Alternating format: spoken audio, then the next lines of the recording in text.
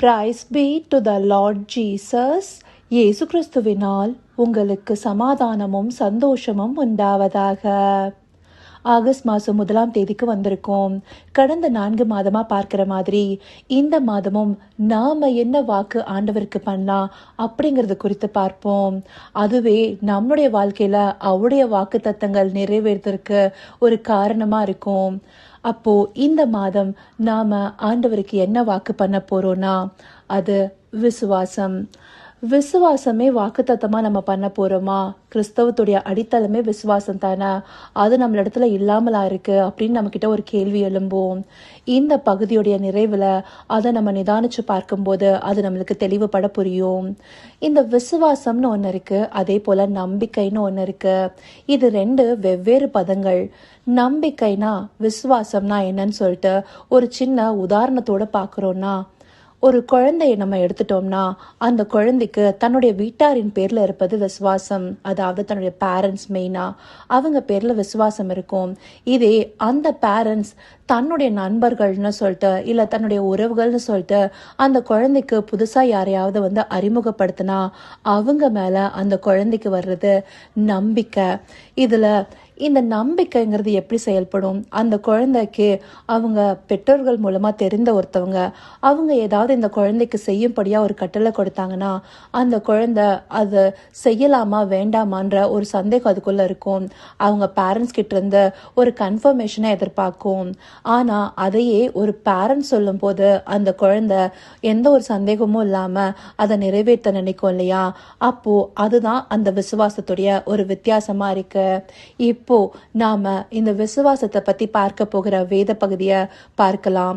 அது எபிரேயர் 11ஆவது அதிகாரம் வசனம் 1, ஹீப்ரூஸ் சாப்டர் 11 verse 1. விசுவாசமானது நம்பப்படுகிறவர்களின் உறுதியும் காணப்படாதவைகளின் நிச்சயமுமாய் இருக்கிறது. இந்த வசனம் விசுவாசத்துக்கான ஒரு டெஃபினேஷனாக இருக்கு. இதில் விசுவாசம்ங்கிறது நம்பப்படுகிறவர்களின் உறுதியும். அப்போ இந்த நம்பிக்கைங்கிறது விசுவாசத்திற்குள்ள ஒரு அங்கமாக இருக்கு. அப்படி இது ஸ்ட்ராங்காக நம்ம ஒரு நம்பிக்கை வைக்கிறோன்னா அதுதான் விசுவாசமாக மாறுது. அதே போல் நம்ம காணப்படாத ஒரு விஷயம் நிறைவேறும் விதமாக இருக்குமே அந்த நிச்சயம்தான் இந்த விசுவாசம்னு சொல்லிட்டு இங்கே சொல்லப்பட்டிருக்கு. இந்த அதிகாரத்துடைய முழுவதுமே ஒரு விசுவாச பட்டியல் கொடுக்கப்பட்டிருக்கு. அது பழைய ஏற்பாடில் யாரெல்லாம் இந்த விசுவாச பட்டியலில் இடம்பெற்றவர்களாக இருக்காங்கிறத நமக்கு காண்பிக்குது. அவங்க எல்லாருமே தேவனிடத்தில் நற்சாட்சி பெற்றவர்களாக இருக்காங்க. சொல்ல போனா பழைய ஏற்பாடுல நம்மளுக்கு விசுவாசம்ங்கிற வார்த்தை அதிகப்படியா யூஸ் பண்ணப்படக்கூட இல்லை. நீதிமொழிகள்ல ஆங்காங்கே காணப்படுகிறதா இருக்கும். அப்பவும் இந்த விசுவாசத்தை காத்து கொண்டவர்களா சில மனிதர்கள் இருந்திருக்காங்க. முக்கியமா ஏனோக்கு, நோவா, ஆபிரகாம், சாரா இப்படி வருஷப்படுத்திட்டு வராங்க இல்லையா? நம்ம ஆபிரகாம் எடுத்துட்டோம்னா கூட அவர் தேவன் அவரை அழைத்த போது அவரை நம்பி அவரோடு வந்தாரு. அவருக்கு கொடுத்த அந்த வாக்கு தத்தமும் உடன்படிக்கையும் விசுவாசிச்சாரு. அது மாத்திரம் இல்ல, அவருக்கு ஒரு சந்ததி உண்டாகும்னு சொன்னது மாத்திரம் இல்லாம அவர் மூலமா ஒரு பெரிய சந்ததியும் ஒரு தேசமா உருவாகும்னு சொன்னாரு. அந்த தேசமா அது உருவாகிறத ஆபிரகாம் தன்னுடைய கண்கள்னால பார்க்கலனாலும் தன்னுடைய இருதயத்துல விசுவாசிச்சு நம்பி இருந்தாரு. அதுல நிலைப்பாடோடு இருந்தாரு. அந்தபடியான ஒரு உறுதி, காணப்படாத ஒன்றை பத்தின நிச்சயம் ஆண்டவர் பேர்ல இருந்திருக்கு இல்லையா? அது விசுவாசமா இருந்திருக்கு. அப்படி ஒரு விசுவாசத்துல இன்றைக்கு நாம எல்லாரும் இருக்கோமா? நாம ஆண்டவரை விசுவாசிக்கிறோம்னு சொல்றோம். நமக்கு இயேசு கிறிஸ்து வந்ததுக்கு அப்புறமா நம்மளோட எல்லாமே, அதாவது கிறிஸ்தவத்தின் அடித்தளமே இந்த விசுவாசத்துல தான் இருக்கு. இந்த விசுவாசத்தின் மூலமா தான் தேவ நீதி உண்டாகுது. கொரிந்தியர்ல சொல்லப்பட்டபடி நாம இயேசு கிறிஸ்துவுக்குள்ளார தேவனுடைய நீதியாக வைக்கப்பட்டிருக்கோம். அப்படி நம்முடைய பாவத்திற்காக அவரு மரித்திருக்காருன்னு சொல்லிட்டு நாம விசுவாசிக்கிறோம். ஆனா இந்த விசுவாசம் நம்பிக்கையின் உறுதியா அந்த விசுவாசத்துடைய பூர்ணமா இருக்கா அப்படின்னு நம்ம கேட்டோம்னா இல்ல. நம்ம ஒரு நம்பிக்கையில இருக்கோம், ஆண்டவர் நமக்காக மறிச்சிருக்காரு, நம்முடைய பாவங்களுக்காக பாவ பரிகாரியா மாறியிருக்காருன்னு சொல்லிட்டு. ஆனா அந்த விசுவாசத்தின் நிலைப்பாடுல நம்ம இருந்தோம்னா நம்ம இடத்துல அது சில கிரியைகள்ல காணப்படும் இல்லையா? அப்பதானே அந்த விசுவாசம் உறுதிப்படுகிற விதமா இருக்கும். நம்மளுக்கு லூக்கா 6ஆவது அதிகாரம் 46ஆவது வசனத்துல ஆண்டவராகிய இயேசு கிறிஸ்து சொல்றாரு, என்னை ஆண்டவரே ஆண்டவரே என்று நீங்கள் சொல்லியும் நான் சொல்லுகிறபடி நீங்கள் செய்யாமற் போகிறது என்ன? அப்போ அவர் சொல்ற விஷயத்த கூட அடிப்படையா செய்யலனா அப்புறம் அவரை ஆண்டவரேன்னு கூப்பிட்டும் நம்ம விசுவாசிக்கிறோம்னு சொல்லியும் அதுல என்ன ஒரு நம்பிக்கை இருக்கு? அப்போ விசுவாசிக்கிறோம்னா முதலாவதாக நம்ம பார்க்க வேண்டியது அவருடைய கற்பனைகளையும் கட்டளைகளையும் நம்ம கை கொள்கிறோமா அப்படிங்கறத நம்ம நிதானிச்சு பார்க்கணும். அப்படி நம்ம கை கொள்கிறோம்னா அப்போ நம்மளோட விசுவாசத்துல நம்ம சரியான ஓட்டத்துல இருக்கோம் அப்படிங்கறது அர்த்தம். அது மாத்திரம் இல்ல, இரண்டாவதா அப்படி அவருடைய கட்டளைகள் எல்லாம் நம்ம கை கொள்கிறோம்னா நம்ம கிட்ட ஒரு விஷயம் சாட்சியாக காணப்படும். நம்ம சபைகளையும் சங்கங்களையும் நம்ம அநேக விஷயம் சாட்சியா அறிவிக்கிறோம். நமக்கு நடந்த சில விஷயங்கள், அற்புதங்களும் அதிசயங்களும் விவரித்து சொல்றோம். அதை நம்மளுடைய வாயினால நம்ம பகிர்ந்து கொள்கிற சாட்சி. அப்படி சாட்சியா இருக்கிறத காட்டிலும் நம்முடைய வாழ்க்கையே ஒரு சாட்சியா மாறுது இல்லையா? அதுதான் உத்தமமா இருக்கும். அவருடைய வார்த்தைகளை எப்ப கை கொள்ள ஆரம்பிக்கிறோமோ அப்ப நம்ம விசுவாசத்துல ஒரு நிலைப்பாடுக்குள்ள வரும். அப்ப அந்த விசுவாசம் நமக்குள்ள ஒரு கிரியை கொண்டு வரும். அதாவது நம்முடைய மனமாற்றம்.